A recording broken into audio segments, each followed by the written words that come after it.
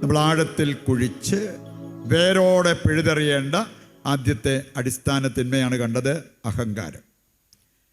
രണ്ടാമത്തേത് ദുർമോഹം എന്ന് പറയും. ഇംഗ്ലീഷിൽ പറയുന്നതാണ് കുറച്ചുകൂടെ നല്ലത്, ഗ്രീഡ്. നമ്മുടെ നീഡ് നടക്കാൻ നമ്മൾ ആഗ്രഹിക്കുന്നതും പ്രാർത്ഥിക്കുന്നതും അധ്വാനിക്കുന്നതും ഒരു കുഴപ്പമില്ല, നല്ല കാര്യം. പക്ഷേ നിങ്ങളുടെ ഗ്രീഡ് സാറ്റിസ്ഫൈ ചെയ്യാൻ നമ്മൾ എന്തെങ്കിലും ചെയ്തു തുടങ്ങിയാൽ അത് തകർച്ചയിലേക്ക് നമ്മളെ കൊണ്ടുപോകും. ഗ്രീഡ് ഇല്ലാത്തവർക്ക് ഉള്ളത് കൊണ്ട് തൃപ്തിപ്പെട്ട് ജീവിക്കാൻ വളരെ എളുപ്പമാവും. ഗ്രീഡുള്ളവർക്ക് എന്തേരം കിട്ടിയാലും, അത് നിങ്ങൾ ആ സഭാപ്രസംഗൻ 5:10 വായിച്ചാൽ മതി. സഭാപ്രസംഗൻ 5-ാം അധ്യായം 10-ാമത്തെ വചനം പറയുന്നത്, ദ്രവ്യാഗ്രഹിക്ക് ദ്രവ്യം കൊണ്ടൊരിക്കലും തൃപ്തി വരില്ല. തൃപ്തി വരണമെങ്കിൽ നമ്മുടെ മനസ്സ് വളരണം, ആധ്യാത്മികത ഉയരണം. അതോടൊപ്പം വേരോടെ പിഴുതെറിയേണ്ട ഒരു മൂലപാപമാണ് ഗ്രീഡ്, ദുർമോഹം. യാക്കോസ്ലിയ 1-ാം അധ്യായം 14-15 വചനങ്ങൾ എടുത്താൽ ഇതേക്കുറിച്ച് പറഞ്ഞിരിക്കുന്നത് നമുക്ക് കാണാൻ സാധിക്കും. ഈ പാപം എത്ര അപകടകാരിയാണ്. യാക്കോസ്ലിയ 1-ാം അധ്യായം 14-15 വചനങ്ങൾ. അവിടെ പറഞ്ഞിരിക്കുന്നത്, ഓരോരുത്തരും പരീക്ഷിക്കപ്പെടുന്നത് ദൈവത്താലൊന്നുമല്ല, ചുമ്മാ ദൈവത്തിൻ്റെ തലയെ പഴിയാരാൻ നോക്കരുത്. ഇനി ഇവിടെ പറഞ്ഞിരിക്കുകയാണ്, സ്വന്തം ദുർമോഹം മൂലമാണ് പലപ്പോഴും നിങ്ങൾ പരീക്ഷിക്കപ്പെടുന്നതും കുടുക്കിലാകപ്പെടുന്നതും. എന്നിട്ട് പറയാണ്, ദുർമോഹം ഗർഭം ധരിച്ചാൽ അത് പാപത്തെ പ്രസവിക്കും. ഇവിടെ കുറേ പാപത്തിൻ്റെ കുഞ്ഞുങ്ങളെ പ്രസവിക്കാൻ ഇടവരുമെന്ന്. ദുർമോഹം, ഗ്രീഡ് നമ്മുടെ ജീവിതത്തിൽ കൊണ്ട് നടന്ന ദുർമോഹം ഗർഭം ധരിച്ചാൽ പാപത്തെ പ്രസവിക്കും. പാപം പൂർണ്ണ വളർച്ചയിലെത്തുമ്പോൾ മരണം സംഭവിക്കും. ആത്മീയ മരണം സംഭവിക്കാൻ വേറെ വല്ലതും വേണോ? ദുർമോഹം, ഗ്രീഡ്, അതിനെ സാറ്റിസ്ഫൈ ചെയ്യാനുള്ള ഒരു പ്രയത്നം നമ്മുടെ ഭാഗത്ത് നിന്ന് വരുന്നെങ്കിൽ പ്രിയപ്പെട്ടവരെ സംഭവിക്കാൻ പോകുന്ന ഇതാണ്. ദുർമോഹം ഗർഭം ധരിച്ചാൽ പാപത്തെ പ്രസവിക്കും. പാപം പൂർണ്ണ വളർച്ചയെത്തുമ്പോൾ മരണം സംഭവിക്കും. മൂന്നാമത്തെ അടിസ്ഥാന തിന്മയായിട്ട് നമ്മൾ കാണേണ്ടതാണ് അസൂയ. അസൂയ. ഇവിടെ ഇരിക്കുന്ന ആർക്കും അതുണ്ടോ എന്ന് തോന്നില്ലേ? അസൂയ. ശരിക്കും നമ്മളൊന്നിരുന്ന് 1 മണിക്കൂർ ഒന്ന് പ്രാർത്ഥിച്ചിട്ട് ജീവിതത്തിലേക്ക് നോക്കിയാൽ മതി. എൻ്റെയും നിങ്ങളുടെയും ജീവിതത്തിൽ അസൂയയുടെ പേരുണ്ട്. അത് കണ്ടെത്താൻ വലിയ പാടുപെടുമൊന്നും വേണ്ട കേട്ടോ. അസൂയ. ഈ അസൂയയെക്കുറിച്ച് വചനം പറയുന്നത് നിങ്ങൾ സുഭാഷിതങ്ങൾ എടുത്തു. സുഭാഷിതങ്ങൾ 14:30 വായിച്ചാൽ, സുഭാഷിതങ്ങൾ 14:30 പറയുന്നത്, അസൂയ അസ്ഥികളെ പോലും ജീർണിപ്പിക്കും. അസൂയയുടെ ഒരു പ്രത്യേകത, അസ്ഥികളെ പോലും ജീർണിപ്പിക്കും. ഉത്തമഗീതം വായിച്ചിട്ടുണ്ടോ? ചിലർക്ക് തോന്നിയേക്കാം ആകപ്പാടെ അതേ വായിക്കാറുള്ളൂ, അതാണ് പിന്നെ ഉറക്കമൊന്നും പറ്റില്ല. ഉത്തമഗീതം 8:6 വായിക്കണം. അവിടെ പറഞ്ഞിരിക്കുന്നത്, പ്രേമം മരണത്തെ പോലെ ശക്തമാണ്. പ്രേമം. അതിൻ്റെ കൂടെ പറഞ്ഞിരിക്കുന്നൊരു കാര്യമുണ്ട്, അസൂയ ശവക്കുഴി പോലെ ക്രൂരവുമാണ്. ഇതാണ് അസൂയയെക്കുറിച്ച് പറഞ്ഞിരിക്കുന്നത്. നമുക്ക് ശവക്കുഴിയുടെ അടുത്തോട്ട് പോകുന്നത് ഒരു പേടിയുള്ള കാര്യം, അരോചകമായ കാര്യം. വല്ല ശവാടക്കനാണെങ്കിൽ അവിടെ വരെ പോയി തല കാണിച്ചിട്ട് നമ്മൾ തിരിച്ചു പോരും. ഈ ശവക്കുഴിയും ചുമന്നുകൊണ്ട് നടക്കുന്ന ആൾക്കാർ, അവരുടെ അവസ്ഥ ഒന്ന് ചിന്തിച്ച്. അസൂയ ശവക്കുഴി പോലെ ക്രൂരമാണ്. നിങ്ങൾ ഭയപ്പെടേണ്ട ചില രോഗങ്ങളെയൊക്കെ നമ്മൾ ഭയപ്പെടാറുണ്ട്. ഹാർട്ടിൻ്റെ സംബന്ധമായിട്ടുള്ള പ്രശ്നങ്ങൾ. ഒരാൾ പറയുമായിരുന്നു, എൻ്റെ അച്ഛാ ഞാൻ ബോംബിൻ്റെ മുകളിലിരിക്കും പോലെയാണ്, എപ്പം വേണേലും ഇത് പൊട്ടാം. അങ്ങനെയാണ് ഡോക്ടർ പറഞ്ഞത്. ബോംബിൻ്റെ മുകളിൽ എൻ്റെ പ്രിയപ്പെട്ടവരെ, ഇതിനേക്കാൾ നമ്മൾ ഭയപ്പെടേണ്ട ഒരു കാര്യമായിട്ടാണ് പറഞ്ഞിരിക്കുന്നത് അസൂയ. In no time it can simply destroy your life. നിന്റെ ജീവിതം തകർത്ത് തരിപ്പണമാക്കാൻ ശക്തിയുള്ളതാണ് അസൂയ. അതിനധികം സമയമൊന്നും വേണ്ടി വരികയാണ്. നാലാമത്തെ അടിസ്ഥാനത്തിന്മയാണ് അലസത. അലസത. വിശുദ്ധ ഡോൺ ബോസ്കോ അദ്ദേഹം പറഞ്ഞ ഒരു കാര്യമുണ്ട്. വിശുദ്ധ ഡോൺ ബോസ്കോ അദ്ദേഹം പറഞ്ഞത്, ഇന്ന് ഒത്തിരി പേരുടെ മുമ്പിലേക്ക് സാത്താൻ വെച്ച് നീട്ടുന്ന ഒരു കെണിയുണ്ട്. ആ കെണിയാണ് അലസത. ഞാൻ പലപ്പോഴും ഓർത്തിട്ടുണ്ട്, ഈ പ്രാർത്ഥിക്കാൻ വരുന്നവർ അവർ ഒരു താല്പര്യത്തോടു കൂടി വന്ന് ഒരു ബൈബിളൊക്കെ ഉപയോഗിച്ച് അല്ലെ പറയുന്ന വചനമൊക്കെ ഒന്ന് എഴുതി വെച്ച് അത് വീണ്ടും ഒന്ന് വായിച്ച് നോക്കി, കർത്താവേ എൻ്റെ ജീവിതത്തിൽ ഇതൊരു അഭിഷേകമാക്കി മാറ്റണമേ എന്ന് പറഞ്ഞു കഴിഞ്ഞാൽ എന്നെങ്കിലും നിങ്ങളൊരു വചനം വേണേ 99 പ്രാവശ്യം നിങ്ങൾ അത് പറഞ്ഞിട്ട് അഭിഷേകമായില്ലെങ്കിൽ 100ാമത്തെ പ്രാവശ്യം നടക്കും. പക്ഷെ അങ്ങനെ അതിന് നമ്മൾ ബൈബിൾ എടുക്കണ്ടേ? അതിന് നമ്മൾ പേന കയ്യിലെടുക്കണ്ടേ? അയ്യോ, അതിന് നമ്മൾ ബുക്കെ കുറിച്ച് വെക്കണ്ടേ? അതെല്ലാം വലിയ പണിയാന്നേ. അലസത. ഇന്ന് ആധ്യാത്മിക വളർച്ച പലരും പ്രാപിക്കാത്തതിൻ്റെ മെയിൻ കാരണമാണ് അലസത. ഇന്ന് സ്വന്തമായിട്ട് പണമുണ്ടാക്കി അഭിമാനത്തോടെ അത് ചിലവാക്കുന്നതിന് തടസ്സമായി നിൽക്കുന്നത് അലസത. എന്നിട്ട് കാണുന്നവരുടെ ഒക്കെ മുമ്പിൽ പോയിട്ട് എന്നെ സഹായിക്കാവോ, എന്നെ സഹായിക്കാവോ, ഇങ്ങനെ സഹായം തേടി നടക്കുന്നത്. എൻ്റെ പ്രിയപ്പെട്ടവരെ, ആധ്യാത്മികവും ഭൗതികവുമായിട്ടുള്ള ഉയർച്ച നേട്ടം ഇത് വരണമെങ്കിൽ അധ്വാനിക്കണം. നമുക്കിച്ചിരി രസവും സുഖവും ഒക്കെ കിട്ടുന്ന കുറേ കാര്യങ്ങൾ നമ്മളിങ്ങനെ ഉണ്ടാക്കി വെച്ചിട്ടുണ്ട്, കണ്ടുവച്ചിട്ടുണ്ട്. അതിനകത്തുനിന്ന് നമ്മുടെ മനസ്സ് പറിച്ച് ദൈവം നമ്മെ അനുഗ്രഹിക്കുന്ന ആ വഴിയിലേക്ക് വരാതെ കൊണ്ടൊന്നും ഇത് നടക്കത്തില്ല. വചനം കേൾക്കാൻ കിട്ടുന്നൊരു ചാൻസ് നിങ്ങൾ പ്രയോജനപ്പെടുത്തി ആ വചനം ഹൃദയത്തിലേക്കൊന്ന് ഏറ്റെടുത്ത് നോക്കിയേ. അവിടെ ആത്മീയ ഉയർച്ച വരുമോ ഇല്ലയോ എന്നറിയാം. എനിക്കറിയാവുന്ന ചിലർ എപ്പോഴും അവരുടെ പോക്കറ്റിൽ ഒരു കഷ്ണം പേപ്പറും ഒരു പേനായും ഉണ്ടാവും. എവിടെയെങ്കിലും പോകുമ്പോൾ ഭിത്തിയിൽ ഒരു വചനം എഴുതി വെച്ചിട്ടുണ്ടെങ്കിൽ ആരെങ്കിലും ഒരു വചനം പറഞ്ഞപ്പോൾ എടാ ഇത് കൊള്ളാമല്ലോ, അവരെഴുതി വെക്കും. അങ്ങനെ അധ്വാനിച്ച് ഇന്ന് ഒരുപാട് വചനങ്ങൾ ഹൃദയത്തിൽ കയറ്റിയിരിക്കുന്ന വ്യക്തികളുണ്ട്. ഏത് പ്രശ്നം വന്നാലും അവരുടെ സഹായത്തിനോടി വരുന്ന ഒരു വചനം അവരുടെ മുമ്പിലുണ്ട്. അതാണ് നമ്മൾ തിരിച്ചറിയേണ്ടത്. അലസത. അലസൻ്റെ ജീവിതം സാത്താൻ്റെ പണിപ്പുരയായി മാറുമെന്നാണ് പറഞ്ഞിരിക്കുന്നത്. അലസൻ്റെ ജീവിതം അതിന് നമ്മൾ വിട്ടുകൊടുക്കരുത്. നമ്മൾ ദൈവാത്മാവ് വസിക്കുന്ന വ്യക്തികളായിട്ട് നമ്മൾ മാറണം. നമ്മുടെ ഹൃദയം ദൈവം വസിക്കുന്ന ആലയം. അത് സാത്താൻ അടിയറ വെച്ച് അലസരായിട്ട് ജീവിക്കുക എന്ന് പറഞ്ഞാൽ എന്തൊരു പരിതാപകരം. അഞ്ചാമത്തെ അടിസ്ഥാനത്തിന്മയാണ് കോപം. ഇതും പലരും നിസ്സാരമായിട്ടാണ് കാണുക. പക്ഷേ ബൈബിളിൽ പറഞ്ഞിരിക്കുന്നത് ഇത് ഗൗരവമുള്ളൊരു കാര്യമായിട്ടാണ്. കർത്താവ് പറയുന്നുണ്ട്, നിങ്ങൾ എഫേസ്യസ് 4:26 വായിച്ചാൽ, കോപിക്കാം എന്നാൽ പാപം ചെയ്യരുത്. ഇത് ലൈസൻസ് അല്ല കേട്ടോ. കോപിക്കാം എന്ന് പറഞ്ഞത് അതൊരു പ്രത്യേക കോപത്തെ ഉദ്ദേശിച്ച. അതെന്താണെന്നറിയോ? ധാർമ്മിക രോഷം. പിതാവായ ദൈവം ധാർമ്മിക രോഷം കൊണ്ട കാര്യങ്ങൾ നമുക്ക് കാണാൻ പറ്റും. നിങ്ങൾ പുറപ്പാട് 32 വായിച്ചാൽ പിതാവായ ദൈവം ധാർമ്മിക രോഷം കൊള്ളുന്നത്, പുത്രനായ യേശു ധാർമ്മിക രോഷം കൊള്ളുന്ന രംഗം കാണാൻ പറ്റും. ദേവാലയ ശുദ്ധീകരണം, മോശ ധാർമ്മിക രോഷം കൊണ്ട രംഗം നമുക്ക് കാണാൻ പറ്റും. എപ്പോഴാണ്?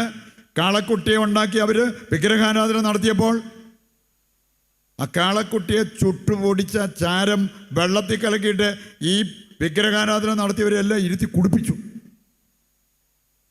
ധാർമ്മിക രോഷം. മത്തത്തിയാസ് എന്ന് പറയുന്ന ഒരാൾ നോക്കി നിൽക്കുമ്പോൾ ഒരു യഹൂദൻ വിജാതീയ അൾത്താരയിൽ വന്നിട്ട് വിജാതീയ ദൈവത്തിന് ബലിയർപ്പിക്കുകയാണ്.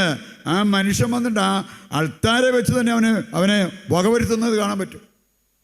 എന്തായിരുന്നു? ധാർമ്മിക രോഷം. അതിന് നമ്മളൊക്കെ പലപ്പോഴും ചൂടാകുന്നത് ധാർമ്മിക രോഷം കൊണ്ടൊന്നുമല്ല, നമ്മുടെ ആന്തരിക മുറിവ് കൊണ്ടാണ്. അതല്ലെങ്കിൽ നമ്മുടെ സ്വാർത്ഥത കൊണ്ടാണ്, നമ്മൾ ആത്മീയമായിട്ട് വളരാത്തത് കൊണ്ടാണ്. അതിനകത്ത് വേറെ പുണ്യങ്ങളൊന്നുമില്ല. അതുകൊണ്ട് നമ്മൾ ഒരു രോഷവും കൊള്ളാതിരിക്കുന്നതായിരിക്കും നല്ലത്. നമ്മളൊക്കെ ചൂടായ അത് പാപത്തിലേക്കാണ് നമ്മളെ നയിച്ചുകൊണ്ടിരിക്കുന്നത്. നിങ്ങൾ ആ സുഭാഷിതങ്ങൾ 14:29 സുഭാഷിതങ്ങൾ 14:29 പറഞ്ഞിരിക്കുന്നത്, പെട്ടെന്ന് കോപിക്കാത്തവനേറെ വിവേകമുണ്ട്, മുൻകോപി ഭോഷത്വത്തെ താലോലിക്കുന്നു. മുൻകോപികൾ ചെയ്യുന്നത് ഭോഷത്വത്തെ താലോലിക്കുന്നു എന്നാണ് പറഞ്ഞിരിക്കുന്നത്. ഓക്കെ, അടുത്തത് 6ാമത്തെ കാര്യമാണ് മലയാളത്തിൽ മോഹം, അല്ലെങ്കിൽ ഇംഗ്ലീഷാണെങ്കിൽ കുറച്ചുകൂടെ പലർക്കും പിടികിട്ടിയേക്കാം, ലസ്റ്റ്. ലസ്റ്റ് സെക്ഷുവൽ പ്ലഷറിൽ ഇൻഡൾജ് ചെയ്യുന്നതാണ് ലസ്റ്റ്. ഇത് പാപമാകാതെ ഇൻഡൾജ് ചെയ്യാവുന്ന ഏക ഫീൽഡാണ് മാര്യേജ്. കല്യാണം കഴിച്ചവര്, ഭാര്യാഭർത്താക്കന്മാര് ഈ ലൈംഗിക സുഖാസ്വാദനം നടത്തുന്നതിൽ പാപമില്ല, അല്ലാത്തൊക്കെ പാപം. അത് നിങ്ങൾ കല്യാണത്തിന് മുമ്പോ കല്യാണം കഴിഞ്ഞിട്ട് നിങ്ങൾ ജീവിത പങ്കാളി അല്ലാതെ വേറൊരാളെ കണ്ടുപിടിച്ച് അവരുടെ കൂടെ ലൈംഗിക സുഖാസ്വാദനം നടത്തിയാൽ അത് എക്സ്ട്രാ മാരിറ്റൽ സെക്സ്. കല്യാണത്തിന് മുമ്പുള്ളതാണെങ്കിൽ പ്രീ മാരിറ്റൽ സെക്സ്. ദൈവത്തിൻ്റെ കൽപ്പന ലംഘിച്ച് അത് ചെയ്യാൻ പറ്റുള്ളൂ. അങ്ങനെയുള്ളിടത്ത് എങ്ങനെ ദൈവാനുഗ്രഹം ഉണ്ടാവും? ഇന്ന് ചിലർക്ക് എവിടെ ഇരുന്നാലും, ആരെ കണ്ടാലും, എന്തു വായിച്ചാലും, എന്ത് ചെയ്താലും അവർക്ക് വേണ്ടത് ലൈംഗിക സുഖം. ഇതല്ലാതെ വേറൊരു ചിന്ത മനസ്സിലേക്ക് വരാതിരിക്കുന്നത്. അത് വരാതിരിക്കണമെങ്കിൽ അല്ലെങ്കിൽ പിന്നെ ഉറങ്ങണം. ഉറക്കത്തിൽ മാത്രമേ ഉള്ളൂ. ഉണർന്നു പോയിട്ടുണ്ട് ഈ ചിന്തയാണ്. പ്രിയപ്പെട്ടവർ, അത് നമുക്ക് ദൈവമക്കൾക്ക് ഭൂഷണമാകുന്നൊരു കാര്യമാണോ? 7ാമത്തെ അടിസ്ഥാനത്തിന്മ, നമ്മൾ വേരോടെ പിഴുതെറിയേണ്ട ഒരു അടിസ്ഥാനത്തിന്മയാണ് കൊതി. ഗ്ലട്ടണി എന്ന് പറയും. ഗ്ലട്ടണിക്ക് നിർവചനം കൊടുത്തിരിക്കുന്നത് എങ്ങനെയാണെന്നറിയോ? Over eating and drinking. Correct eating ആണെങ്കിൽ ഒരു കുഴപ്പമില്ല കേട്ടോ. ഹെൽത്തി ഈറ്റിംഗ്, ഇനി ചിലർക്ക് ഹെൽത്തി ഈറ്റിംഗ് അല്ല ടേസ്റ്റി ഈറ്റിംഗ് ആണ് അവർക്ക് വേണ്ടത്, എങ്കിലും വലിയ കുഴപ്പമൊന്നുമില്ല. വല്ല രോഗം വന്നാൽ അങ്ങ് സഹിച്ചോണ്ടാൽ മതി. ഇതല്ല, ഓവർ ഈറ്റിംഗ്. ഞാനും ഓർഡർ അടിച്ചിട്ടുണ്ട്. ചിലർ എൻ്റെ ദൈവമേ ആവശ്യത്തിലേറെ, നമുക്ക് കാണുമ്പോൾ അറിയാമല്ലോ, ആവശ്യത്തിലേറെ രണ്ടാൾക്കുള്ളത് കഴിച്ചതാണ്, എന്നിട്ട് പോലും നിർത്താൻ പറ്റുന്നില്ല. നിർത്തിയെന്ന് വന്നാലും പിന്നെ ആ പാത്രം വലിച്ചു വെച്ച് അതിനകത്തുനിന്നൊരു ശകലവും കൂടെ. ചെമ്മീൻ മേടിക്കുമ്പോഴത്തേക്കും വാലത്തിമാർ ചെയ്യും പോലെയാണ്. ഇത് കഴിഞ്ഞ് പിന്നെ ഇച്ചിരൂടെ വാരിയിട്ട്, പിന്നെ ഇച്ചിരൂടെ വാരിയിട്ട്, അവസാനം ഒരെണ്ണവും കൂടി ഇട്ട് എന്ന് പറഞ്ഞ പോലെ എങ്ങനെയെങ്കിലും അതിങ്ങനെ കണ്ടിന്യൂ ചെയ്തുകൊണ്ടിരിക്കണം. എന്താ? വിശപ്പ് മാറാഞ്ഞിട്ടാണോ? കൊതി, ഗ്ലട്ടണി. അതിനെ തൃപ്തിപ്പെടുത്താൻ വേണ്ടി പരിശ്രമിക്കുമ്പോഴാണ് ഇങ്ങനത്തെ അവസ്ഥ വരിക. ചില ഭാര്യാഭർത്താക്കന്മാരാണെങ്കിലും വഴക്കുണ്ടാക്കുന്നുണ്ട്. എൻ്റെ മനുഷ്യൻ, നിങ്ങൾ ആവശ്യത്തിലേറെ കഴിച്ചില്ലേ? ബാക്കിയുള്ളവർ കഴിച്ചതൊക്കെ വെച്ച് നോക്കും. പിന്നെ ഇനി എന്തിനാ പാത്രം തരാതെ കണ്ട് അത് പിടിച്ചു വെച്ചിരിക്കണേ? അതിന് ചേർത്ത് സാധനം എല്ലാം എടുത്തുകൊണ്ട് പോവുകയാണെങ്കിൽ അതിൻ്റെ പക്കത്ത് വല്ലോ അരപ്പ് വരട്ടിയിരിപ്പുണ്ടെങ്കിൽ അത് പിന്നെ വടിച്ച് അത് നോക്കിക്കൊണ്ടിരിക്കും. കൊതി, അതിന് നമ്മുടെ ജീവിതം വിട്ടുകൊടുത്താൽ ഉണ്ടാകാവുന്ന ചില അവസ്ഥകളെക്കുറിച്ച് വചനം പറയുന്നുണ്ട് കേട്ടോ. പ്രഭാഷകൻ്റെ പുസ്തകം 31, 12 മുതൽ വായിച്ചാൽ കുറേ കാര്യങ്ങളുണ്ട്. പിന്നെ 21ാമത്തെ വചനത്തിലേക്കൊക്കെ വരുമ്പോൾ കുറേ പ്രശ്നങ്ങൾ അതുമൂലം ഉണ്ടാകാവുന്നതിനെക്കുറിച്ച് പറഞ്ഞിട്ടുണ്ട്. 31-ന്റെ 20, 21 2-3 കാര്യങ്ങൾ എടുത്ത് പറഞ്ഞിട്ടുണ്ട്. ദഹനക്ഷയം, ഉദരവേദന, നിദ്രാരാഹിത്യം. എന്നുള്ള ഒരു ചേട്ടൻ പറയായിരുന്നു, എനിക്ക് വയറ് നിറച്ച് കഴിച്ചില്ലേ ഉറക്കം വരികയില്ല. അതുകൊണ്ടാകട്ടോ, അല്ലാതെ എനിക്ക് വേറെ.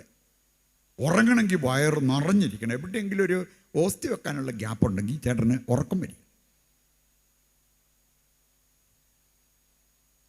ഇനി ഇവിടെ ദൈവവചനം സൂചിപ്പിക്കുന്ന ഒരു കാര്യമാണ്, നീ ഓവറായിട്ട് ഭക്ഷണം കഴിച്ചു കഴിഞ്ഞാൽ നിനക്ക് ദഹനക്ഷയം ഉണ്ടാവും, ഉറക്കമില്ലായ്മ വരും, ഉദരവേദന വരും. ഇങ്ങനെയുള്ള അവസ്ഥകളൊക്കെ വന്നാൽ ബെറ്റർ പോയിട്ട് വായി വല്ലോ വിരലിട്ടോ കോലിട്ടോ ഛർദ്ദിച്ച് കളഞ്ഞിട്ട് പോയി കിടക്കാനാണ് പറഞ്ഞത്. എന്നിട്ട് വല്ല ആവശ്യമുണ്ടായിരുന്നു. ആവശ്യത്തിന് ഭക്ഷണം കഴിച്ചു കഴിഞ്ഞാൽ പിന്നെ അവിടെ അങ്ങ് നിർത്തി. അതിനൊരു ആത്മനിയന്ത്രണം വേണം, ആത്മനിയന്ത്രണം. അതങ്ങോട്ട് എടുത്ത് ജീവിതത്തിൽ മുമ്പോട്ട് പാടുമെങ്കിൽ എന്ത് ഭംഗിയായിട്ട് നമ്മുടെ ജീവിതം മുമ്പോട്ട് നയിക്കാൻ പറ്റും. 7 അടിസ്ഥാന തിന്മകൾ.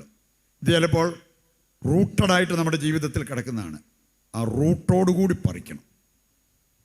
അങ്ങനെയുള്ളപ്പോഴാണ് ശരിയായൊരു ക്ലീനിങ് നടന്നിട്ട് നമുക്ക് ആത്മീയ വളർച്ച പ്രാപിക്കാൻ സാധിക്കുന്നത്. വചനത്തിലൂടെ കടന്നു പോകുമ്പോൾ നമ്മൾ കാണുന്ന ഒരു പ്രധാനപ്പെട്ട ഒരു പഠനമുണ്ട്. മാനസാന്തരം കംപ്ലീറ്റ് ആകണമെങ്കിൽ പാപം പിഴുതെറിയണം, ഒപ്പം പുണ്യങ്ങൾ അഭ്യസിക്കണം. അതുകൊണ്ട് ബൈബിളിൽ പലയിടത്തായിട്ട് നമ്മൾ കാണുന്നതാണ് തിന്മ വെറുത്തുപേക്ഷിക്കുക, നന്മ ശീലിക്കുക. ഇത് രണ്ടുകൂടെ വന്നാലേ നമുക്ക് ശരിക്കും ഒരു പൂർണ്ണത ഉണ്ടാകത്തുള്ളൂ. നമ്മുടെ ആധ്യാത്മിക വളർച്ചയ്ക്ക് ഒരു പൂർണ്ണത വേണമെങ്കിൽ ഇത് രണ്ടും വേണം. അപ്പം ഈ അടിസ്ഥാന തിന്മകൾ വേരോടെ പിഴുതെറിയുന്നതിനെക്കുറിച്ച് നമ്മൾ കണ്ടു. ഇനി നമ്മൾ ചിന്തിക്കാൻ പോകുന്നത് ചില അടിസ്ഥാന നന്മകൾ നട്ടു വളർത്തണം. ഇംഗ്ലീഷിൽ പറയും കൾട്ടിവേറ്റ് ദം. കൾട്ടിവേഷൻ നമുക്കറിയാലോ. അപ്രൂട്ട് ചെയ്യേണ്ട കാര്യങ്ങൾ അപ്രൂട്ട് ചെയ്യണം, കൾട്ടിവേറ്റ് ചെയ്യേണ്ട കാര്യങ്ങൾ കൾട്ടിവേറ്റ് ചെയ്യണം. അതുകൂടെ വരുമ്പോഴാണ് ഈ അപ്രൂട്ട് ചെയ്തത് പിന്നെ നമ്മുടെ ജീവിതത്തിലേക്ക് തിരിച്ചു വരാതിരിക്കുന്നത്. അതിന് നന്മ ശീലിച്ച് നന്മ ചെയ്യാനുള്ള ആ ഒരു ശീലം അത് നമ്മുടെ ഭാഗത്തുനിന്ന് ഉണ്ടാകണം. ഇങ്ങനെയുള്ളവർക്ക് കുറച്ചുകൂടി അവരുടെ ജീവിതത്തിൽ ആധ്യാത്മിക ഉയർച്ച ഉണ്ടാവും. നിങ്ങൾ catechism of the Catholic church, കത്തോലിക്ക സഭയുടെ മതബോധന ഗ്രന്ഥം 1866 മുതലാണ് അടിസ്ഥാന തിന്മകളെക്കുറിച്ച് പറഞ്ഞത്. 1805 മുതൽ വായിച്ചാൽ അടിസ്ഥാന നന്മകളെക്കുറിച്ച് അവിടെ പറഞ്ഞിട്ടുണ്ട്. തിന്മകളല്ല, നന്മകൾ. ചില അടിസ്ഥാന പുണ്യങ്ങൾ 4 കാര്യങ്ങൾ അവിടെ പ്രത്യേകം എടുത്തു പറഞ്ഞിട്ടുണ്ട്. ഈ 4 കാര്യങ്ങൾ നമ്മുടെ ജീവിതത്തിൽ കൾട്ടിവേറ്റ് ചെയ്യണം, നട്ടു വളർത്തണം. അത് സംഭവിച്ചാൽ നമുക്ക് കുറച്ചുകൂടെ ആത്മീയ തിളക്കം ഉള്ളവരായിട്ട് നമ്മൾ മാറും. നിങ്ങൾ യാക്കോബ് ശ്ലീഹ 4:17, യാക്കോബ് 4:17 പറഞ്ഞിരിക്കുന്ന ഒരു കാര്യം, നന്മ ഏതെന്ന് അറിഞ്ഞിട്ട് അത് ചെയ്യാതിരിക്കുന്നവർ പാപം ചെയ്യുന്നു. അപ്പം നമ്മൾ പാപങ്ങൾ പിഴുതെറിഞ്ഞാൽ മാത്രം പോരാ, നട്ടു വളർത്തേണ്ട നന്മകൾ ഏതെന്നറിഞ്ഞിട്ട് അത് ചെയ്യാതിരിക്കുന്നവർ പാപം ചെയ്യുന്നു. അപ്പം അതുകൊണ്ട് ഈ ഒരു ഭാഗവും നമ്മൾ വളരെ ഗൗരവപൂർവ്വം എടുക്കേണ്ട ഒരു കാര്യമാണ്. ഈ അടിസ്ഥാന നന്മകളിൽ ആദ്യത്തെ നന്മയാണ്, ആദ്യത്തെ പുണ്യമായിട്ട് കാണേണ്ടതാണ് വിവേകം. വിവേകം എൻ്റെ പ്രിയപ്പെട്ടവരെ, ഈ ആരോഗ്യവും അതുപോലെ തന്നെ ശരീരത്തിൽ നല്ല മസിലും അല്ലെങ്കിൽ അങ്ങനത്തെ കുറേ കാര്യങ്ങളൊക്കെ ഉണ്ടാകാൻ വേണ്ടി പ്രാർത്ഥിക്കുന്നതിന് മുമ്പ് നമ്മളൊക്കെ ചരലെ മുട്ടുകുത്തിയാണേലും പ്രാർത്ഥിക്കേണ്ട ഒരു വിഷയമാണ് വിവേകം. അയ്യോ, നമ്മളൊന്ന് കൗൺസിലിങ്ങിന് ഇരിക്കുകയാണെങ്കിൽ നമുക്ക് കാണാൻ പറ്റും ഈ വിവേകമില്ലാത്തതിൻ്റെ പേരിൽ ഓരോരുത്തരും ചെയ്തു കൂട്ടുന്ന പ്രശ്നങ്ങൾ. എന്നിട്ട് ഇപ്പം വന്നിട്ട് കടബാധ്യതയാണ്. ഞാൻ മരിക്കാൻ പല പ്രാവശ്യം നോക്കിയതാണ്, ഇനിയിപ്പോൾ ഏതായാലും അതങ്ങോട്ട് മനസ്സുറപ്പിച്ചു മരിക്കാൻ പോവാം. എന്നാ ഉണ്ട് കടബാധ്യത? 4 കോടി. ഇതിനെ ഉറങ്ങി എഴുന്നേറ്റപ്പോഴത്തേക്ക് ഓടി വന്നാണോ 4 കോടിയുടെ കടം? എങ്ങനെ വന്ന്? അവിവേകം. വിവേകം ഉപയോഗിക്കേണ്ടടുത്ത് വിവേകം ഉപയോഗിച്ചില്ല. അതല്ലെങ്കിൽ ഈ പ്രാർത്ഥിക്കുന്ന കൂടെ ഈ ഒരു വിഷയം കൂടെ വെച്ച് പ്രാർത്ഥിച്ചില്ല. കർത്താവേ വിവേകം, എനിക്ക് വലിയ വിദ്യാഭ്യാസം ഇല്ലെങ്കിലും കുഴപ്പമില്ല, വിവേകം, എനിക്ക് വലിയ ജോലിയും ശമ്പളമൊന്നും ഇല്ലെങ്കിലും കുഴപ്പമില്ല, വിവേകം, ഞാൻ അച്ഛനായില്ലേലും കന്യാസ്ത്രീ ആയില്ലേലും കുഴപ്പമൊന്നുമില്ല, വിവേകം. എത്ര പേര് ഈ വിഷയം വെച്ച് പ്രാർത്ഥിക്കും? വിവേകം. അത് ഓരോ ദൈവമക്കൾക്കും വളരെ ആവശ്യമായിട്ടുള്ളൊരു കാര്യം. 1805 മുതൽ മുമ്പോട്ട് വായിച്ചാൽ വിവേകത്തെക്കുറിച്ച് പറഞ്ഞിരിക്കുന്ന ഒരു കാര്യം അവിടെ കാണാൻ പറ്റും. ഒത്തിരി പേരുടെ പ്രശ്നമാണ് കൺഫ്യൂഷൻ. ഇതാണോ നല്ലത്, അതാണോ നല്ലത്. പിന്നെ എന്നിട്ട് ഓടി വരും, അച്ഛാ ഒന്ന് പ്രാർത്ഥിച്ചിട്ട് പറഞ്ഞ് ഈ രാജ്യത്ത് പോകണോ, ഈ രാജ്യത്ത് പോകണോ. നമ്മളെങ്ങാനും പ്രാർത്ഥിച്ചിട്ടാണേലും ഏത് രാജ്യത്ത് എന്നാലും ബുദ്ധിമുട്ടുണ്ടാവും അല്ലേ. എന്നാലും ഞാനന്ന് അച്ഛൻ്റെ അടുത്ത് പോയി, ആ കാലമാടൻ അച്ഛൻ പറഞ്ഞതനുസരിച്ച് ഞാനിവിടെ വന്ന എന്ത് കഷ്ടപ്പാടാണ്, ബുദ്ധിമുട്ടാണ്, ആ മറ്റടുത്ത് പോയാൽ മതിയാണ്. അല്ല പിന്നെ എന്തിനാണ് നിങ്ങൾ ഓടി വന്ന് ഇത് ചോദിച്ചത്? ഞാനതുകൊണ്ട് ഒരാളോടും വിദേശത്ത് പോണോ പോകണ്ടയോ, കെട്ടണോ വേണ്ടയോ എങ്ങാനും പറഞ്ഞ് നീ കെട്ടിക്കോളാൻ പറഞ്ഞ അവസാനം ചിലപ്പോൾ നമ്മുടെ തലേ വരും. എന്തുകൊണ്ട് നിങ്ങൾക്കിരുന്നൊന്ന് പ്രാർത്ഥിക്കാൻ പറ്റുന്നില്ല? കർത്താവ് എനിക്ക് വിവേകം താ, എനിക്കൊരു തീരുമാനം എടുക്കണം, ഞാൻ കെട്ടണോ കേട്ടണ്ടയോ. കെട്ടിയാലും കെട്ടിയില്ലല്ലോ അതിൻ്റെ ഉത്തരവാദിത്വം നിങ്ങളെടുത്തോണം. അല്ലാതെ വേറെ ആരെങ്കിലും പറഞ്ഞതുകൊണ്ട് നമ്മൾ കെട്ടിയെന്ന് വിചാരിച്ച് ആ വിഭാഗത്തിൽ യാതൊരു ബുദ്ധിമുട്ടും വരത്തില്ല എന്ന് ആർക്കെങ്കിലും വാഗ്ദാനം ചെയ്യാൻ പറ്റുമോ? വിവേകം അതിനിവിടെ പറഞ്ഞിരിക്കുകയാണ്. വിവേകം കൊണ്ട് നമ്മുടെ ജീവിതത്തിൽ ഉണ്ടാകുന്നൊരു ഗുണം, ഏത് സാഹചര്യത്തിലും നന്മ എവിടെയാണെന്ന് തിരിച്ചറിയാൻ വിവേകം നമ്മളെ സഹായിക്കും. നിങ്ങളെ ഒരു വളരെ കൺഫ്യൂസിങ് സിറ്റുവേഷൻ ആയിരിക്കാം, അതാണോ ശരി ഇതാണോ ശരി, ആകപ്പാടെ കൺഫ്യൂഷൻ. എന്നാലും നിങ്ങൾ പ്രാർത്ഥിച്ചാലുണ്ടല്ലോ, ഏതാണ് നല്ലത്, ഏതാണ് നന്മ, അത് തിരിച്ചറിയാൻ ദൈവം നമ്മെ സഹായിക്കും വിവേകത്തിൻ്റെ വരത്തിലൂടെ. പിന്നെ അവിടെ പറഞ്ഞിരിക്കുന്ന മറ്റൊരു കാര്യം കൂടിയുണ്ട്. ഈ നന്മയിലെത്താനുള്ള വഴികൾ ചിലപ്പം കൺഫ്യൂസിങ് ആയിരിക്കും. നിനക്ക് തോന്നിയേക്കാം ഈ വഴിയെ പോയാൽ അവിടെ എത്തുമെന്ന്. വേറെ ആരെങ്കിലൊക്കെ നിന്നോട് പറഞ്ഞേക്കാം ഈ വഴിയെ പോയാൽ അവിടെ എത്തുമെന്ന്. ഞങ്ങൾ എറണാകുളം സൈഡിലൊരു പ്രോഗ്രാമിന് പോയപ്പോഴാണ്. അപ്പം ആദ്യത്തെ ദിവസം നമ്മൾ പോയിട്ടില്ലാത്ത പള്ളിയാണ്. ഇന്നിപ്പം ലൊക്കേഷനുണ്ട്, അതുകൊണ്ട് അതങ്ങിട്ട കറക്റ്റ് ആ കെട്ടിടത്തിൽ കൊണ്ടുവന്നാണ് ഇറത്ത്. അന്നാവുന്നില്ലായിരുന്നു. നമുക്ക് മോറോർലെസ് അറിയാം ഇന്ന സ്ഥലം. അപ്പോൾ അവിടെ ഞങ്ങൾ അതിനടുത്ത് ചെന്ന് കഴിഞ്ഞപ്പോഴത്തേക്കും കുറച്ച് പേര്, 1-2 പേരവിടെ ചെറുപ്പക്കാരൊക്കെ ഉണ്ടായിരുന്നു, അവരിങ്ങനെ നിൽക്കുന്നുണ്ട്. ഞാൻ ലോഹയൊക്കെ ഇട്ട വേറൊരാൾ വണ്ടി ഓടിക്കുക. ഇനി അവിടെ സൈഡിലൊന്ന് നിർത്താൻ പറഞ്ഞു. എന്നിട്ട് ഞാൻ വിൻഡോ താത്തി ഈ 2-3 പിള്ളേർ അവിടെ നിന്നവരോട് ചോദിച്ചു, അങ്ങനെ ഈ പള്ളിയിലേക്ക് പോകാനുള്ള വഴി. പള്ളിയിലേക്കാ? ചൂടെ മുമ്പോട്ട് ചെല്ലുമ്പോഴത്തേക്കും ഒരു ലെഫ്റ്റ് വരും, ആദ്യത്തെ ലെഫ്റ്റ് അതെടുക്കുക. അത് കഴിയുമ്പോൾ ആദ്യത്തെ റൈറ്റ്, പിന്നെ അത് കഴിയുമ്പോൾ ഒരു റൈറ്റൂടെ വരും, നേരെ പോയാൽ മതി പള്ളിച്ചൽ. ഞങ്ങളത് വിശ്വസിച്ച് പോയി. ഞങ്ങൾ ചെന്നത് കായലില്ല, അവിടെ പള്ളിയില്ല, കുരിശുപള്ളി പോലും ഇല്ല.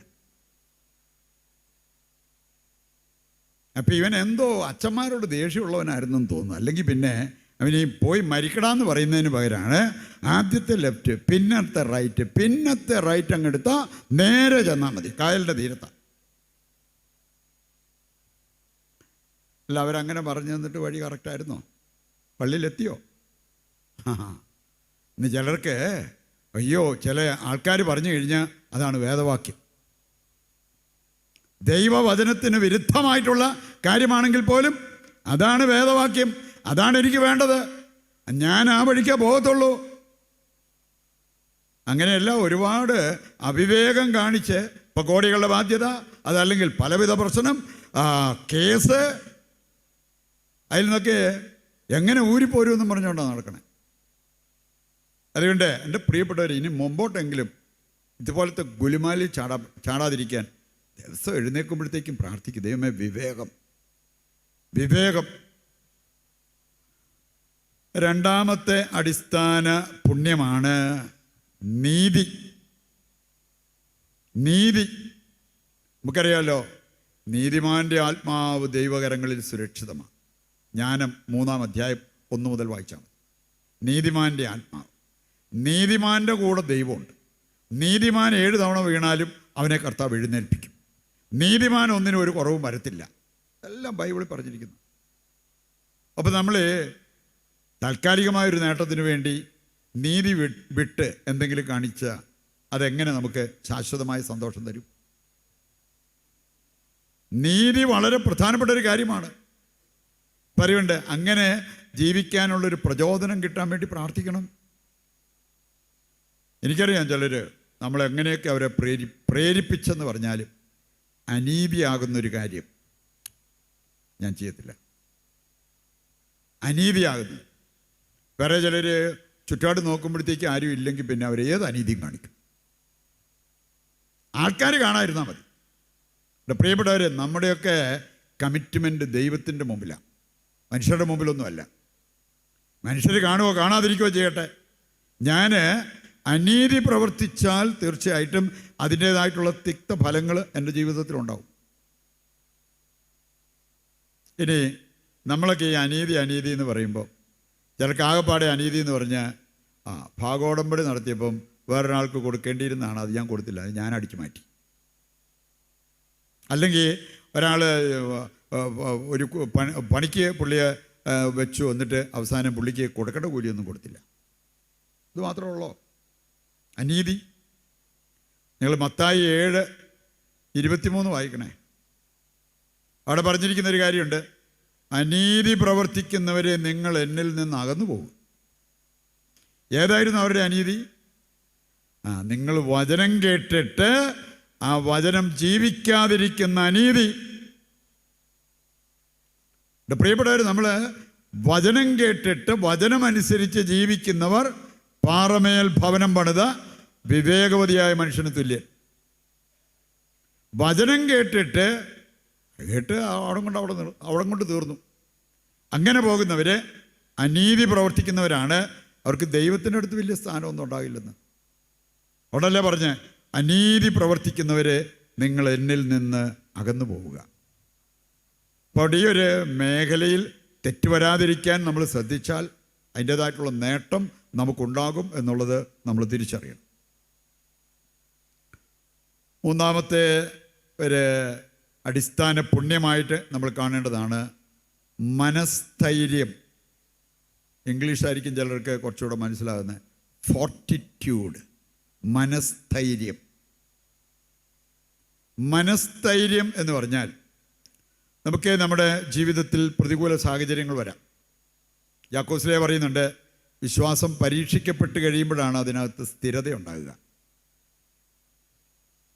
പത്രോസ് പറയുന്നുണ്ട്, നിങ്ങൾ 1 പത്രോസ് 4:12 മുതൽ വായിച്ചു കഴിഞ്ഞാൽ, നിങ്ങൾ പരീക്ഷിക്കപ്പെടുമ്പോൾ, നിങ്ങൾ സഹനങ്ങളെ നേരിടുമ്പോൾ നഷ്ടധൈര്യരാകരുത്, ലജ്ജിക്കുകയും അരുത്. ഒരുപാട് പേര് നമ്മുടെ അടുത്ത് വന്ന് നമ്മുടെ കാതിൽ ചിലപ്പം വിളിച്ച് പറഞ്ഞുകൊണ്ടിരിക്കും, നീ ഇത്രയും പ്രാർത്ഥിച്ചിട്ട് നിനക്ക് എന്നാ കിട്ടി? അവർ പറയട്ടെ. ഇനി ഞാൻ അവരെ ബോധ്യപ്പെടുത്തിയാണോ ഞാൻ എൻ്റെ ജീവിതത്തിൽ മുമ്പോട്ട് പോകേണ്ടത്? അവർ പറയട്ടെ. ഞാൻ ഇത്രയും പ്രാർത്ഥിച്ചിട്ട് എനിക്ക് ഒരുപാട് കഷ്ടപ്പാടും ബുദ്ധിമുട്ടും ഒക്കെ എനിക്ക് കിട്ടി, അതിന് നിനക്കെന്നാ കുഴപ്പം? ഈ സഹനങ്ങളുടെ നടുവിലും ഞാൻ ഹാപ്പിയാണ്. പരിശുദ്ധ കന്യാമറിയം പ്രാർത്ഥിക്കാഞ്ഞിട്ടാണോ 7 വ്യാകുലവാൾ ചങ്കി കയറിയത്? നിനക്ക് ആർക്കെങ്കിലും ഒരു മനസ്സ് വരുമോ, പരിശുദ്ധ അമ്മയുടെ ചെവി പോയിട്ട് നീ കണ്ട പ്രാർത്ഥനയെല്ലാം പ്രാർത്ഥിച്ച് ഇത്രയും നന്മ ചെയ്തിട്ട് എന്നാ കിട്ടി? വിവരമുള്ളവർ പറയുമോ? അതുകൊണ്ട് എൻ്റെ പ്രിയപ്പെട്ടവരെ, നമുക്ക് മനസ്ഥൈര്യമുണ്ടെങ്കിൽ ഈ പറഞ്ഞ ആളുകളുടെ അതിൻ്റെ ചുവട് പിടിച്ചുകൊണ്ട് നമ്മൾ തളർച്ചയിലേക്ക് പോകത്തില്ല. പ്രതികൂലങ്ങൾ വരുമ്പോൾ പിടിച്ചു നിൽക്കാനുള്ളതാണ് മനസ്ഥൈര്യം. നമുക്കിപ്പോൾ ഒരു വല്ലാത്ത സഹനത്തിൻ്റെ കാലയളവായിരിക്കാം, പക്ഷേ ഇത് തന്നെ ആയിരിക്കണമെന്നില്ല മരണം വരെ. എപ്പം വേണേലും മാറ്റം വരാം. അതുകൊണ്ട് ഇത് മാറും. നിങ്ങൾ റോമാ 8:18 വായിച്ചാൽ അവിടെ പറഞ്ഞിട്ടുണ്ട്, റോമാ 8:18, വെളിപ്പെടാനിരിക്കുന്ന മഹത്വത്തോട് തുലനം ചെയ്യുമ്പോൾ ഇന്നത്തെ കഷ്ടത വെറും നിസാരം. അങ്ങനെയൊക്കെ ഒന്ന് ചിന്തിച്ച് മുമ്പോട്ട് പോകാനായിട്ട് ഈ ഒരു കാര്യം നമ്മുടെ ജീവിതത്തിൽ നിറവേറണം, മനസ്ഥൈര്യം. അവസാനത്തേതാണ്, 4ാമത്തെ അടിസ്ഥാന പുണ്യമാണ് സംയമനം എന്ന് മലയാളത്തിൽ പറയും. ഇംഗ്ലീഷാണെങ്കിൽ ടെമ്പറൻസ്. സംയമനം. ഇതിൻ്റെ ഒരു പ്രത്യേകത എന്താണെന്ന് ചോദിച്ചാൽ, നമ്മൾ ഇച്ചിരി ബാലൻസ്ഡായിട്ട് നമ്മുടെ വിശ്വാസത്തിൽ മുമ്പോട്ട് പോകണം, സ്നേഹത്തിൽ മുമ്പോട്ട് പോകണം. അല്ലാതെ ഇപ്പോൾ പിന്നെ അതിന് ഇലക്ട്രിസിറ്റിയിൽ ഒത്തിരി മാറ്റം വന്നിട്ടുണ്ട്. പണ്ടൊക്കെ ഞാൻ കണ്ടിട്ടുണ്ട്, ചില സമയത്ത് നോക്കുമ്പം മിന്നാമിനുങ്ങിൻ്റെ നുറുങ്ങുവട്ടം പോലെ താഴെ കിടക്കുന്ന സാധനം പോലും കാണാൻ പറ്റിയാൽ, ചില സമയത്ത് നോക്കുമ്പം വോൾട്ടേജ് ഇങ്ങനെ അടിച്ച് കയറി ഇങ്ങനെ വന്നിട്ട് അവിടെ ഇരുന്ന് ഒരുമാതിരിപ്പെട്ട സാധനം എല്ലാം അടിച്ചു പോയി. ഇത് നല്ലതാണോ? നിങ്ങൾക്ക് ഇഷ്ടമുള്ളതാണോ? ഈ വോൾട്ടേജ് ഫ്ലക്ച്വേഷൻ നിങ്ങൾ ആരെങ്കിലും ഇഷ്ടപ്പെടുന്നതാണോ? എങ്കിൽ പിന്നെ എന്തുകൊണ്ടാണ് നിങ്ങളുടെ സ്നേഹത്തിന് ഇതുപോലെ ഫ്ലക്ച്വേഷൻ ഉണ്ടാകുന്നത്? നിങ്ങളുടെ പ്രാർത്ഥനയ്ക്ക് ഇതുപോലെ ഫ്ലക്ച്വേഷൻ ഉണ്ടാകുന്നത്? ചിലരുടെ പ്രാർത്ഥന ഉണ്ടോ, എൻ്റെ ദൈവമേ നമുക്കൂടെ കൊതി വരും. ഇതേ വ്യക്തി ചിലപ്പോൾ കുറച്ച് കഴിയുമ്പോഴത്തേക്കും നെറ്റിയെക്കുറിച്ച് വരയ്ക്കാൻ പറഞ്ഞാൽ പോലും ചെയ്യാൻ. ചിലർ പിന്നെ ആഞ്ഞ് പ്രാർത്ഥിക്കുന്നത് കാണുമ്പോഴേ നമുക്ക് ഉറപ്പിക്കാം, ഈയിടെയായിട്ട് എന്തോ ഒരു ഗുലുമാല് വന്നിട്ടുണ്ട് കേട്ടോ. ആ ഗുലുമാലൊന്ന് കടക്കുന്നിടം വരെ ആഞ്ഞാഞ്ഞ് പ്രാർത്ഥിക്കും. ഇതൊക്കെ ഫ്ലക്ച്വേഷനാണ്. ശരിക്കും ദൈവത്തെ സ്നേഹിക്കുന്നവരാണെങ്കിൽ നമ്മുടെ ജീവിതത്തിൽ എന്തെല്ലാം വന്നെന്ന് പറഞ്ഞാലും ഓവറായിട്ട് നമ്മൾ ഇമോഷണലായിട്ട് പോകത്തില്ല. ചിലർ പറയാറുണ്ട്, അവരെ അച്ഛന് വേണമെങ്കിൽ ഒരു 5 ലക്ഷം വേണമെങ്കിലും കിട്ടും, ഒരു 50,000 രൂപയുടെ ഒരു പതപ്പീര് നടത്തിയാൽ മതി, പതപ്പിച്ചാൽ ഇനി പോരും. അങ്ങനെയുള്ളവർ എന്തെങ്കിലും കേട്ട് കഴിഞ്ഞാൽ, എനിക്കറിയാം ചിലർ വീട്ടിൽ 10 പൈസയുടെ ഉപകാരമില്ല, പക്ഷെ നാട്ടിൽ ഭയങ്കര ഉപകാരിയാണ്. എന്നാണെന്നറിയോ? നാട്ടുകാർക്കറിയാം എവിടെയാണ് ഇക്കിളി കൂട്ടേണ്ടത്. അവിടെ ഒന്ന് ഇക്കിളി കൂട്ടിക്കഴിഞ്ഞാൽ ഈ പുള്ളി പിന്നെ ഊണുമില്ല ഉറക്കവും ഇല്ലാതെ അവർക്ക് വേണ്ടി എന്തെങ്കിലും ചെയ്യും. വീട്ടിൽ കല്യാണം കഴിച്ച് കിട്ടിയതാണ് ജീവിത പങ്കാളി. പുള്ളിയുടെയും കൂടെ രക്തത്തിൽ നിന്നുണ്ടായതാണ് 3 പിള്ളേർ. ഈ 4 ഒരു ഉപകാരവും ഇല്ല. പ്രിയപ്പെട്ടവർ, നമ്മുടെയൊക്കെ ജീവിതത്തിൽ നമ്മൾ വളരെ വളരെ ബാലൻസ്ഡായിട്ട്, അത് പ്രാർത്ഥനയാണേലും വിശ്വാസമാണേലും സ്നേഹമാണെങ്കിലും ബാലൻസ്ഡായിട്ട് മുമ്പോട്ട് പോകണം. വേറെ ചിലർ വികാരജീവികളാണ്. അവർ പ്രതീക്ഷിക്കാത്ത എന്തെങ്കിലും ചെറിയൊരു കാര്യം സംഭവിച്ചാൽ ബലൂണിൻ്റെ കാറ്റ് കുത്തിവിട്ട പോലെയാണ്, ഫ്ലാറ്റാണ്. ചിലരുടെ കാര്യം ഞാൻ കേട്ടിട്ടുണ്ട്, ഒന്ന് പിണങ്ങിയാൽ പിന്നെ ഒരാഴ്ചത്തേക്ക് ഫുഡും കഴിക്കുകയാലും മിണ്ടത്തുമില്ല. ഒരാഴ്ച എന്തോ കാര്യം പറഞ്ഞ് ഒരു സൗന്ദര്യപ്പണക്കം വന്നതാണ്. ഇത്രയും വികാരജീവികളായിട്ട് നമ്മൾ ജീവിച്ച് മുമ്പോട്ട് പോയി കഴിഞ്ഞാൽ അങ്ങനെ എത്ര നാൾ നമ്മൾ മുമ്പോട്ട് പോകും? അതുകൊണ്ട് എൻ്റെ പ്രിയപ്പെട്ടവരെ, സംയമനമുള്ളവരുടെ ഒരു പ്രത്യേകത ഞാൻ കണ്ടിട്ടുണ്ട്, ഇഷ്ടംപോലെ കാശ് വന്നാലും അവർ കൈവിട്ട് കളിക്കത്തില്ല. ഓവറായിട്ടൊരു ഷോ കാണിക്കാനോ അല്ലെങ്കിൽ ആഡംബരത്തിലേക്ക് പോകാനോ അവരൊരിക്കലും അങ്ങനെ ചിന്തിക്കത്തില്ല.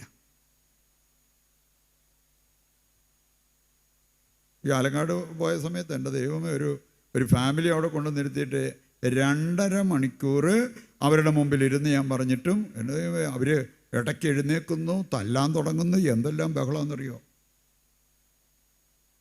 അപ്പച്ചനോട് ഞാൻ ചോദിച്ചു, അപ്പച്ചൻ എന്നാ ഉണ്ട് ആസ്തി? 10 കോടി. 10 കോടി. ഈ കുടുംബത്തിൻ്റെ വഴക്കിൻ്റെ മെയിൻ കാരണം പണം. മകൻ പറയണത്, ഞാൻ ഈ അപ്പൻ്റെ രക്തത്തിൽ നിന്നുണ്ടായതാണ്. ഈ അപ്പം പലതും ഇങ്ങനെ അത് തരാം ഇത് തരാം അങ്ങനെയുള്ള കാര്യങ്ങൾ എല്ലാം പറഞ്ഞ് എന്തെങ്കിലും തന്നിട്ടുണ്ടോ? അപ്പനോടെ ഉണ്ടല്ലോ ചോദിക്കും. ഉടനെ അപ്പൻ്റെ ഒരു ഇതാണ്, ന്യായീകരണമാണ്, ഇവനൊരു പിടിപ്പില്ലാത്തവൻ, ഇവന് കൊടുത്താൽ കയ്യിലിരിക്കത്തില്ല. അപ്പം മരുമകൾ ചോദിച്ചു, അപ്പനും അമ്മയ്ക്കും അറിയാമായിരുന്നല്ലോ ഇവന് പിടിപ്പില്ലായിരുന്നെന്ന്, എന്നിട്ട് ഇവനെ എന്തിനാ കെട്ടിച്ചേ? പിടിപ്പില്ലാത്ത ഒരുത്തനെ കല്യാണം കഴിപ്പിച്ച ആ കുടുംബം എന്തുവരെ സഹിക്കേണ്ടി വരും? പ്രിയപ്പെട്ടവർ, ശരിക്കും നമ്മളെ സംബന്ധിച്ചിടത്തോളം നമുക്ക് ബാലൻസ്ഡായിട്ട്, അത് ഈ സമ്പത്തെന്ന് പറഞ്ഞാൽ നമ്മൾ ദൈവം പറയുന്നത് പോലെ ഉപയോഗിക്കാനുള്ളതാണ്. ഇനി അത് ആവശ്യത്തിന് പോലും ഉപയോഗിക്കാതെ അതേ കെട്ടിപ്പിടിച്ചിരിക്കുന്ന അതൊരു മാനസിക പ്രശ്നമാണ്. എത്രയോ സംഭവങ്ങൾ നമ്മൾ കേട്ടിട്ടുണ്ട്. ചില ഭിക്ഷക്കാർ, അവർ മര്യാദയ്ക്കൊരു ഭക്ഷണം പോലും കഴിച്ചിട്ടില്ല. അവസാനം അവർ മരിച്ചപ്പോഴത്തേക്കും ബാഗ് നോക്കിയപ്പോഴത്തേക്കും അതിനകത്ത് 10 ലക്ഷം 15 ലക്ഷം ഇത്രയും പൈസ വെച്ചോണ്ടാണ് ഒരു നേരം വേണേ ഒരു ഫുഡ് കഴിക്കുന്നതോ കാപ്പി കുടിക്കുന്നതോ അത് വേണ്ട, ഇച്ചിരി വിശപ്പും ദാഹവും സഹിച്ചാണേലും ഇരിക്കാം, ആ കാശൂടെ അകത്തിരിക്കട്ടെ. ചായയുടെ കാശൂടെ നമ്മുടെ ബാഗിനകത്തിരിക്കട്ടെ. ഇതൊക്കെ ശരിക്കും പറഞ്ഞാൽ ഓരോരോ ഈ മനസ്സ് വളരാത്തത് കൊണ്ടും മനസ്സിൻ്റെ മുറിവ് കൊണ്ടും ബന്ധനാവസ്ഥയിൽ കഴിയുന്നത് കൊണ്ടൊക്കെ നമ്മുടെ ജീവിതത്തിൽ വന്ന് ഭവിക്കുന്ന ചില കാര്യങ്ങളാണ്.